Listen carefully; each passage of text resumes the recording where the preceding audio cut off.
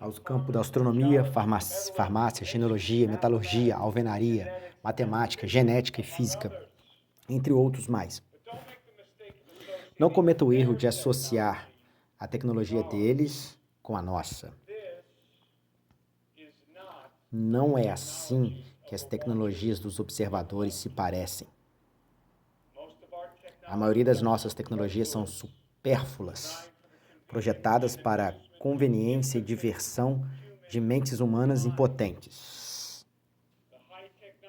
A alta tecnologia de um ser angelical muito superior. A civilização não se assemelharia às ferramentas e brinquedos que inventamos para lucrar e brincar. Então, não procure laptops e Lamborghinis na era antediluviana. A tecnologia dos observadores é tão estranha à mente do homem que dificilmente seremos capazes de reconhecê-la, mesmo que as águas do dilúvio não tivessem levado elas. Tão completamente foi a destruição do velho mundo que a única evidência que restou para testemunhar sua superioridade tecnológica são os edifícios megalíticos que foram construídos com pedra sólida.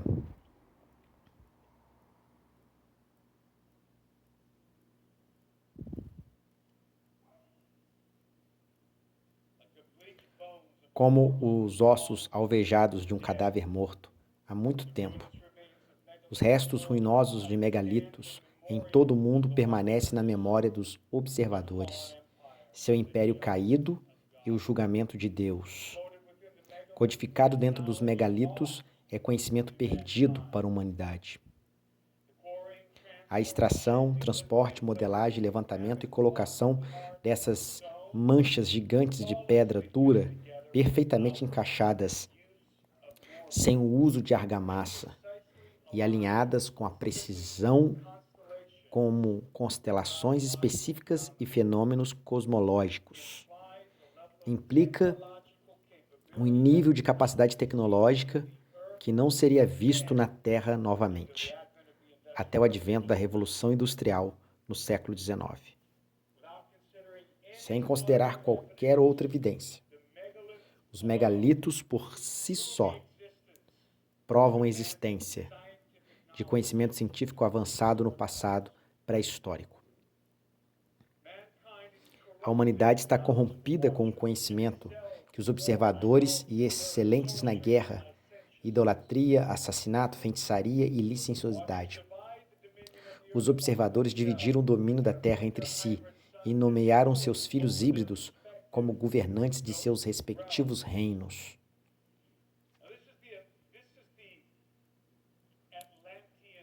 Eles dividiram o mundo e a terra no império dos seus deuses. O objetivo dos observadores não era apenas corromper a terra, mas governar a terra por trás dos tronos de seus filhos híbridos, que eram partes humanos. Lembre-se que o domínio do planeta Terra foi dado a Adão e sua descendência. Os céus mais altos pertencem ao Senhor, mas a terra ele deu aos filhos do homem. Salmo 115, verso 16. A incursão dos vigilantes e sua procriação de descendência híbrida com as filhas de Adão foi nada menos que uma usurpação em grande escala da humanidade e seu mandato divino de domínio. Os vigilantes pretendiam instalar seus próprios filhos no trono do domínio humano e fazer de si mesmos os deuses de uma nova criação, uma criação que os adoraria em vez do Rei do Céu, Deus. Os gigantes e seus primos monstruosos oprimem e escravizam a humanidade.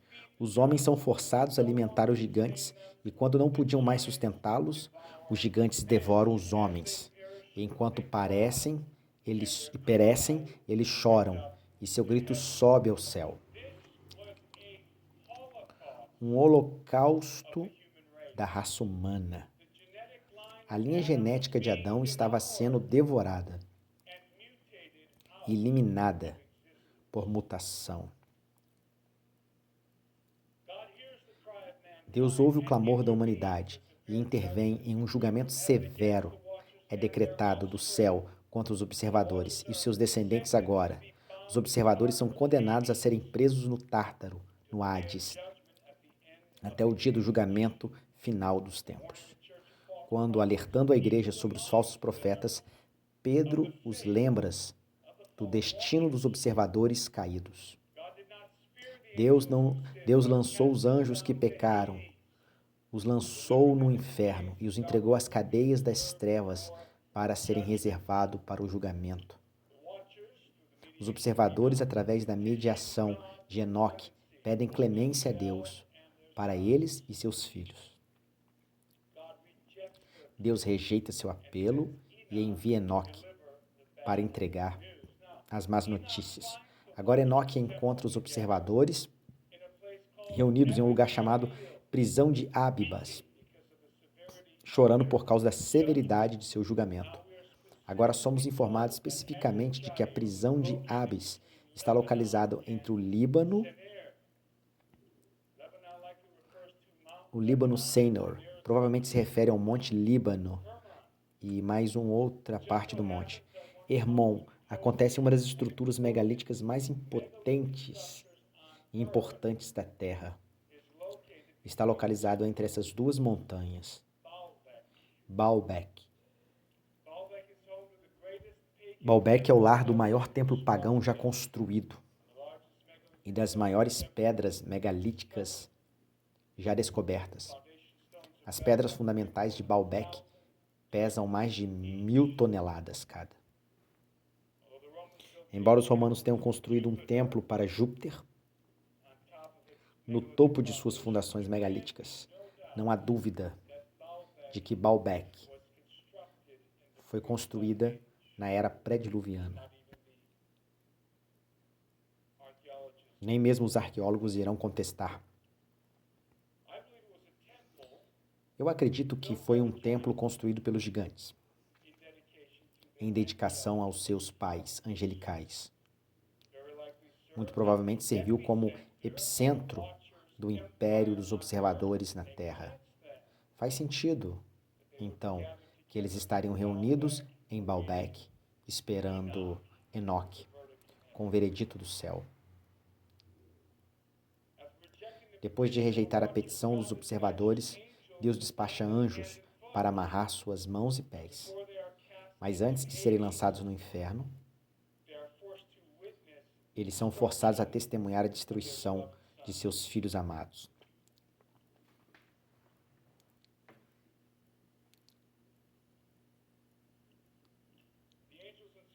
Os anjos incitaram os gigantes a guerrear uns contra os outros, até que eles se aniquilassem completamente. Agora, não imagine gigantes batendo uns nos outros na cabeça com paus de madeira. Este era um reino híbrido, da guerra mundial, de reino contra reino, corrida contra raça, trazendo para a batalha o armamento avançado de uma civilização angelical. Isso foi uma guerra futurista. Isso não foi homens da cavernas gigantes, batendo uns nos outros com paus e pedras. E claro, a história termina com uma inundação cataclísmica que destrói o império dos deuses, limpando a terra de sua prole abominável e seu gene mutante. Agora, muito do que eu acabei de resumir provavelmente já era conhecido por muitos de vocês. Mas o que a maioria das pessoas não percebe é quanto tempo se passou desde a descida dos observadores até o cataclismo do dilúvio. Em Gênesis capítulo 5, na genealogia dos patriarcas antediluvianos, começando com Adão e terminando com os filhos de Noé, De acordo com a Septuaginta, de Adão até o dilúvio, que ocorreu no ano em que Matusalém morreu, cerca de 2.256 anos transcorridos. A maioria de suas Bíblias são derivações do texto massorrético. Por razões não temos tempo para explorar esta noite. O mestre Come subtraiu 100 anos da data de nascimento de cada filho primogênito. Na genealogia, encurtando significativamente a linha do tempo pré-diluviano. Muitos estudiosos consideram a Septuaginta como o cálculo correto da genealogia de Gênesis 5, e eu certamente concordo, mas, novamente, por razões que não temos tempo para descompactar. O livro de Enoque nos diz que os observadores desceram nos dias de Jared. De fato, o nome Jared significa dissidência em hebraico. Desde o nascimento de Jared até o dilúvio de Noé,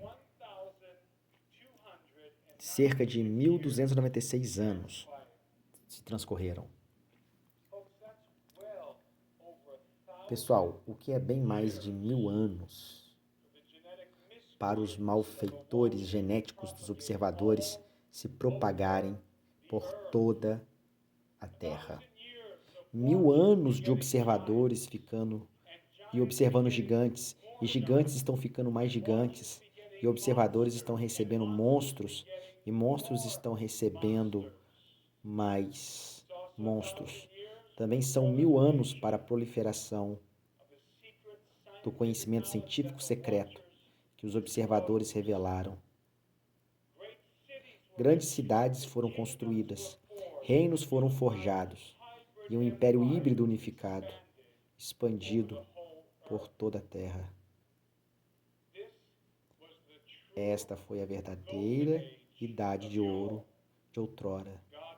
Os deuses habitavam entre os homens, misturando seu DNA com os genomas da vida terrestre, ensinando conhecimentos proibidos e sequestrando para si mesmos a veneração que pertencia ao Rei do Céu. Templos megalíticos foram elevados à sua dedicação em todo o império, construído com tecnologia avançada pelas mãos de seus seres descendentes híbridos. Esses templos não comemoravam divindades mitológicas distantes de eras passadas, mas os deuses vivos que andavam entre os homens, visitando os templos na carne para receber a adoração e o sacrifício humano oferecidos por suas criações mutantes. Outros edifícios megalíticos foram concebidos, alguns para fins tecnológicos, alguns para cálculos astronômicos e alguns, talvez, como fortificações contra a ira do céu, que certamente cairia. Agora, estou convencido de que os megalíticos em todo o mundo foram erguidos durante a Idade de Ouro dos deuses, aproximadamente 5 a 7 mil anos atrás. Podemos ver isso indicado na linha.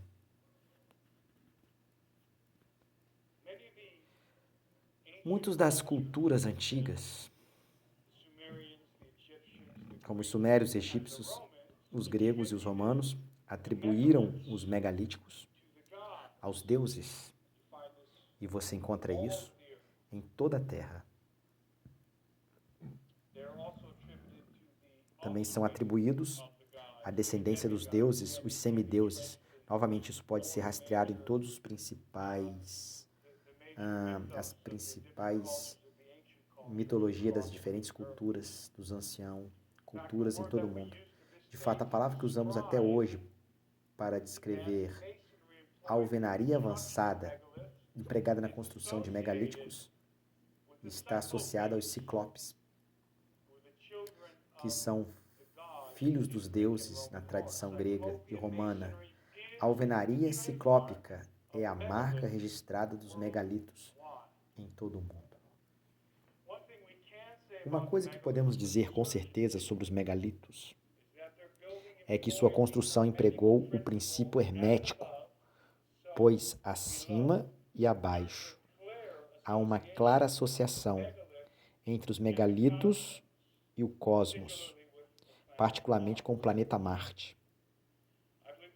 Acredito que os anjos caídos estavam tentando recriar em Terra o império pré-adâmico que existiu em Marte e em outros lugares do cosmos. Os próprios megalitos, muitos deles podem ter sido construídos sobre fundações muito mais antigas, pertencentes a uma era pré-adâmica. Mas isso é estritamente uma questão de especulação. Não há como provarmos que isso é verdade.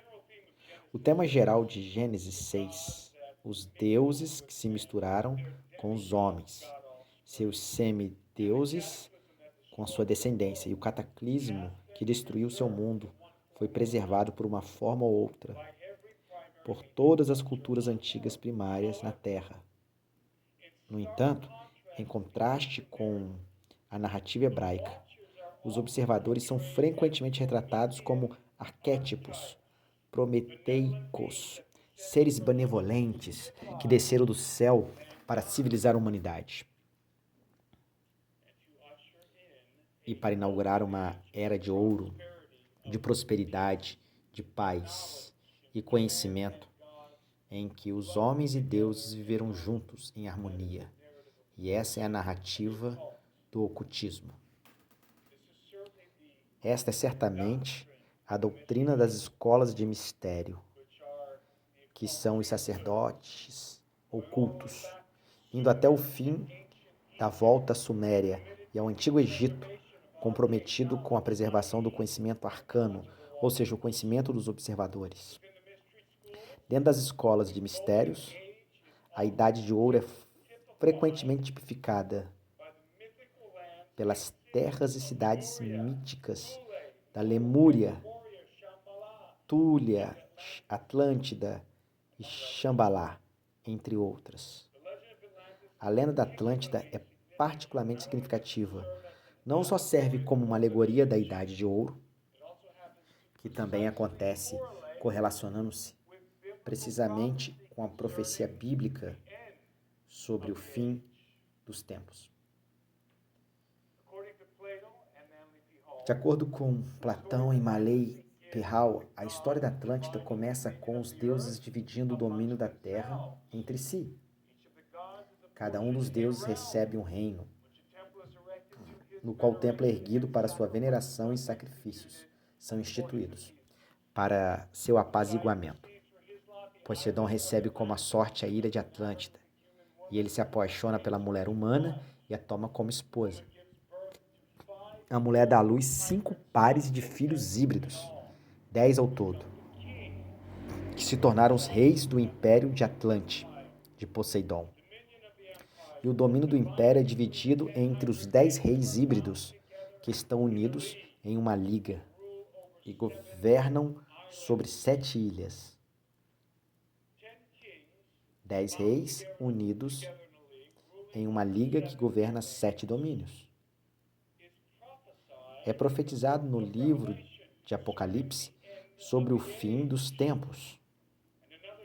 E outro sinal apareceu no céu, e eis um grande dragão vermelho, de fogo, com 7 cabeças e 10 chifres, e 7 diademas em suas cabeças. E os 10 chifres do dragão são 10 reis, e as 7 cabeças coroadas com 7 diademas são os 7 domínios sobre os quais eles governam, que eu acredito significar domínio mundial, 7 sendo o número de completude nas escrituras. Este dragão vermelho, identificado na Revelação, capítulo 20, como o diabo, dá sua autoridade a uma besta que sobe do mar. E eu vi uma besta subindo do mar, com 7 cabeças e 10 chifres, e em seus chifres 10 coroas, e em suas cabeças um nome de blasfêmia. E o dragão deu a ele seu poder, seu trono e grande autoridade. A besta simboliza um reino terreno com 10 reis que refletem diretamente o dragão e seu reino. Os 10 reis do reino terreno estão imbuídos da autoridade dos 10 reis do reino do dragão. Observe que a besta surge do mar. Atlântida simboliza o reino dos observadores e afunda nas profundezas do mar. É minha opinião. E, por favor, leve isso como um grão de sal. Que seja a última ascensão do mar. É uma alusão profética ao ressurgimento do império dos deuses, que foi inundado nas águas do grande dilúvio há mais de 5.000 anos.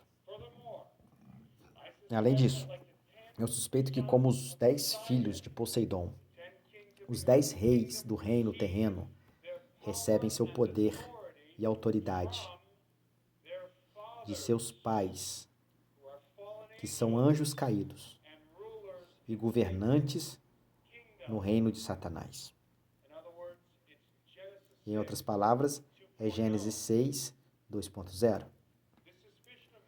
Esta minha suspeita parece ser válida no segundo capítulo de Daniel, onde o rei Nabucodonosor tem um sonho de uma grande estátua, cuja cabeça era feita de ouro, o peito e os braços de prata e o meio de bronze, e as pernas de ferro e os pés eram feitos de ferro misturado com argila. As estátuas são seções compartimentadas fundidas em metais distintos e representam 5 impérios que surgiriam antes do fim dos tempos. Agora Daniel informa a Nabucodonosor que o primeiro império, identificado na estátua, a cabeça de ouro, era seu próprio domínio, o reino da Babilônia, que os outros 4 o seguiriam. Com a história em retrospectiva, podemos verificar a espantosa precisão da profecia de Daniel sobre a estátua de Nabucodonosor. O peito e os braços de prata foram os reinos sucessivos dos medos e persas. A parte central do bronze foi o império dos gregos. As pernas de ferro representam o império romano, que é assim como a estátua é representada. Seria dividido em 2 reinos, o império ocidental e o império oriental, também conhecido como Império Bizantino. O império final, representado na estátua, é representado nos pés, com 10 dedos fundidos em ferro, misturado com barro, de lodo.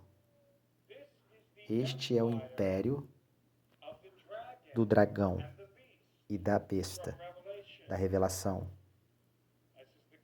como é o caso na maioria das profecias bíblicas. Existem múltiplas dimensões de interpretações embutidas na simbologia. E a metáfora do ferro misturado com barro no pé e dedos da estátua de Nabucodonosor é duplo. Primeiro, representa um reino fraturado. E como viste os pés e os dedos da parte de barro de olheiro e a parte de ferro, o reino será dividido, mas haverá nele a força do ferro, tanto quanto vistes o ferro misturado com barro de lodo. E como os dedos dos pés e os pés eram em parte de ferro e em parte de barro, então o reino será parcialmente forte e parcialmente quebrado. Mas a metáfora do ferro misturado com barro não para por aí. Continua.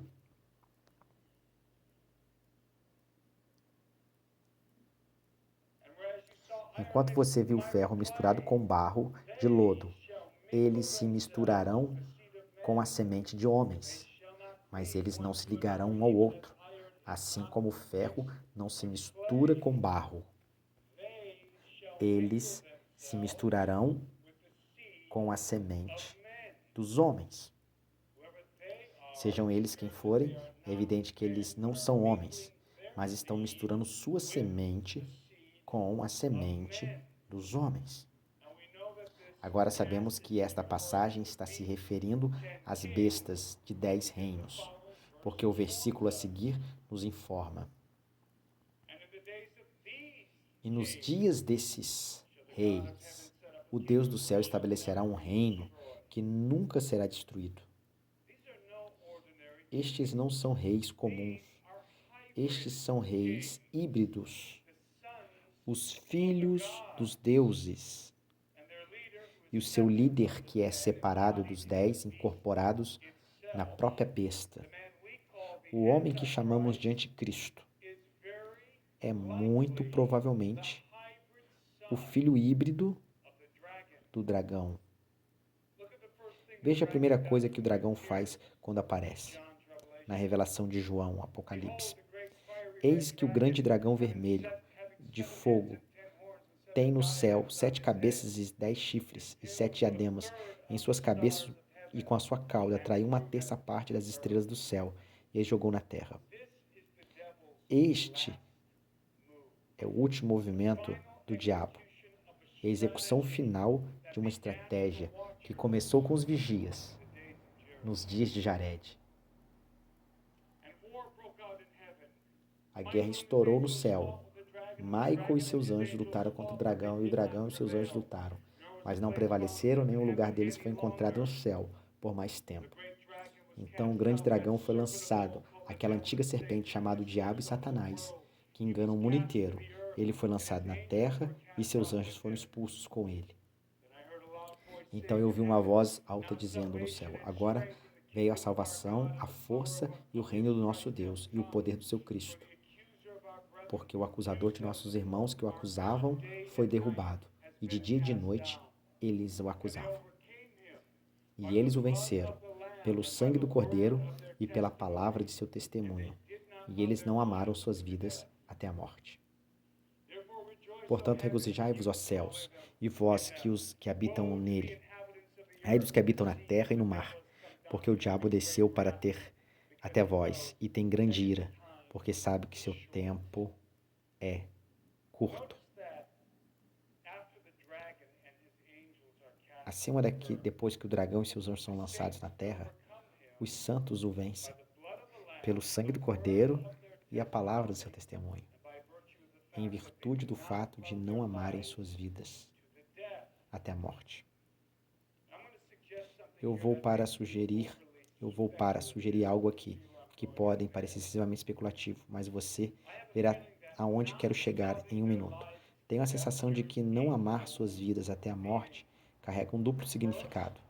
Primeiro, que eles não negam a Cristo diante de perseguição e morte, certamente sem dúvida. Mas segundo,